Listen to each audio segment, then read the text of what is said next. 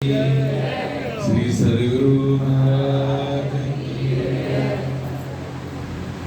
प्रणाम जी। श्री कृष्ण प्रणामी मंदिर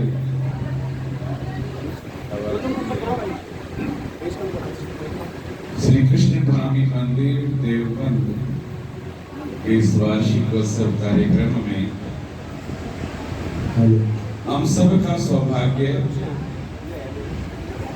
कि परमहंस महाराज जी की कृपा से हमें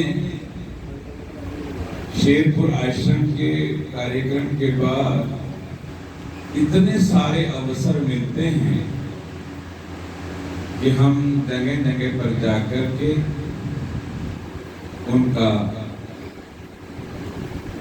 भंडारा उत्सव कहिए या महामती मंच के माध्यम से कहिए, तो हम अपनी आत्मा को जागृत करने के लिए चलते ही रहते हैं। पर इस देवव्रत की भूमि, ये देवबंद जो नाम है ना, अपभ्रंश है। इसका सही नाम है देवव्रत। और इस देवव्रत की इस परम पवित्र भूमि को जब राजी महाराज ने अपने दिल में लिया होगा, परमहंस महाराज जी ने जब अपने दिल में लिया होगा, तो जैसा कि विजेंद्र भाई ने कहा मंच पर कि उस समय उन्होंने कुछ सोच करके कि शेरपुर जाने वाले जितने भी हमारे सुंदर साथ हैं, तो उनके लिए कोई व्यवस्था बने। और आज जब मैं हर वर्ष, मुझे पिछले 2-3 वर्ष से तो महाराज जी की कृपा हो रही है, राजा जी महाराज की, कि मुझे आने का अवसर मिलता है। और जब मैं इस मंदिर कहो, आश्रम कहो, इसकी चहुमुखी विकास को मैं देखता हूं तो मैं बहुत प्रफुल्लित हूं। और कहा करते परमहंस महाराज जी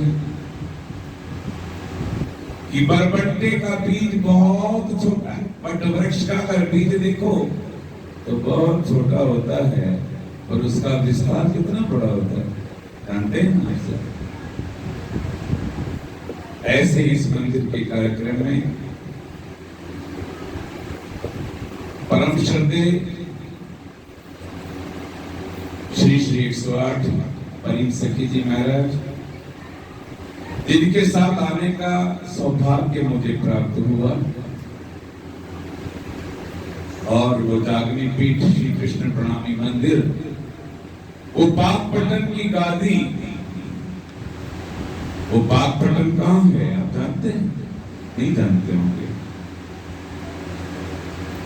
विभाजन से पूर्व जो अखंड भारत था, 1947 से पूर्व का भारत, और उस भारत भूमि का वो पंजाब का क्षेत्र जो आज पाकिस्तान में चला गया, उस पाकिस्तान में गए हुए उस पंजाब की 2 प्रमुख गादियां, मलका हंस और पाकपटन।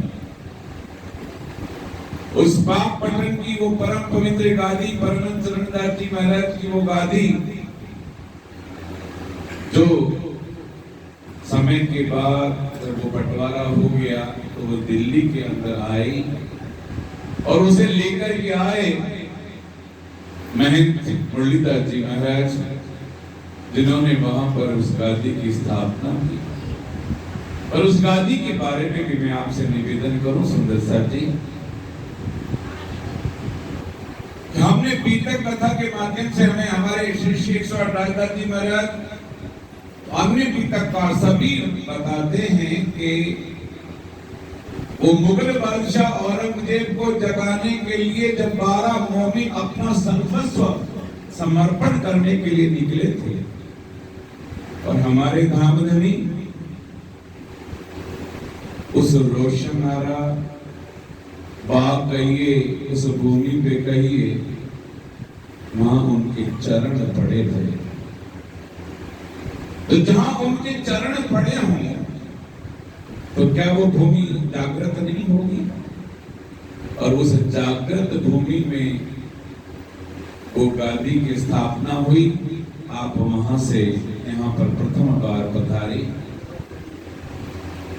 आश्रम के हमारे संत श्री श्री 108 श्री कृष्णदास जी महाराज जो सरलता की प्रतिमूर्ति है, संत हैं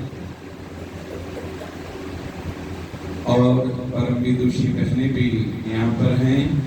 साध्वी जी, रुक्मणी जी जो गोवर्धन धाम से आई हैं और वृंदावन से पधारी हमारी दूसरी साध्वी बहन, जगह जगह से पधारे हुए हमारे समस्त सुंदर साथ जी, आप सभी के श्री चरणों में प्रणाम निवेदित करते हुए मैं आप सबको इस कार्यक्रम की बधाई भी देता हूं। रजी महाराज जब वहां पे परीम सखी महाराज पंडाल में प्रवचन कर रही थी ना, तो वहां पर किस किस का मिलन हुआ था, जरा याद तो करो। आपको याद है कि भूल गए इतनी देर में? मामती प्राणनाथ जी का मिलन हो रहा है महाराजा छत्रसाल से, और वो उस घड़ी को जब उन्होंने जैसे ही दिल से लेकर के उसको प्रकट किया, उस दृश्य को प्रकट किया, जैसे जीवन तो हो गया वो दृश्य, तो तभी इंद्र ने भी क्या किया? इंद्र ने भी कहा अच्छा अच्छा अच्छा महाराज जी, आज तो मैं भी बस निहाल हो गया। और वो हमारी शायद परीक्षा भी थी कि हम उस पंडाल के पास से कहीं बिखर तो नहीं जाएंगे, पर कितनी जल्दी दूसरा कार्यक्रम, क्योंकि धनी शायद चाहते होंगे कि हमारे सम्मुख बैठ करके ये सब हो, तो जब उन्होंने दिल में लिया तो क्यों नहीं होगा। और आज हम इस मंदिर में बैठ करके खूब आनंद ले रहे हैं। मुझे प्रवचन करना नहीं आता, मैं पहले कह देता। प्रवचन का भार हमारे गुरुजनों पर है। देखिए कितने सुंदर, मेरे को सिर्फ एक ही बात, परमहंस महाराज जी के उस दिव्य धाम में जो एक बात, एक और एकमात्र बात मुझे हमेशा स्मरण रहती है। सदगुरु कहा करते, परमहंस महाराज जी ने के साथ जिन्होंने सोहबत की, जिन्होंने उनके उस स्वरूप का दर्शन किया, तो कोई उनके सामने जब बहुत भजन भक्ति करने के लिए बैठ जाता था ना, माताओं बहनों, हाथ में बहुत लंबी सी माला लेकर के, सुमरनी लेकर के बैठ जाता था, तो वो कहा करते रे भाई, वो सबको भाई बोलते थे, भाई ये भजन भक्ति हमने बहुत कर दिया, अब क्या करना? सेवा कर। और उस सेवा के प्रकल्प को हमारे परम सम्मानीय श्री श्री 108 राजदास जी महाराज ने अपने जीवन में उतारा, और उसका परिणाम है कि आज हम इतना भव्य मंदिर, इतना सुंदर कार्यक्रम, इतने सुंदर सुंदर साथ के साथ में बैठ कर के कर पा रहे हैं। तो वही प्रकट, वही भाव मैंने भी जब से मुझे सेवा का अवसर मिला और धनी की अहेतु की कृपा हुई कि मेरा हाथ पकड़ करके उन्होंने मुझे बुला लिया। मैं तो एक गृहस्थ में पूरा माया का जोर चढ़ा हुआ, अच्छा खासा व्यापार, परिवार, और उससे खींच करके वो ले आए। तो मुझे वो विनोद अग्रवाल का भाव एक हमेशा याद रहता है। आप सब तो बहुत अच्छे अच्छे कलाकार हैं, सुखबीर जी, सुखबीर भैया किसी और दुनिया में, मदन भैया, वो भाव मेरे को हमेशा याद रहता है। बेशक वो हमारे प्रणामी परंपरा से नहीं हो, श्री कृष्ण प्रणामी धर्म का उन्हें को बहुत ज्यादा ज्ञान ना हो, और वो एक भाव गाया करते कि जो भी तेरा प्यारा हो वो मेरे मन का प्यारा हो,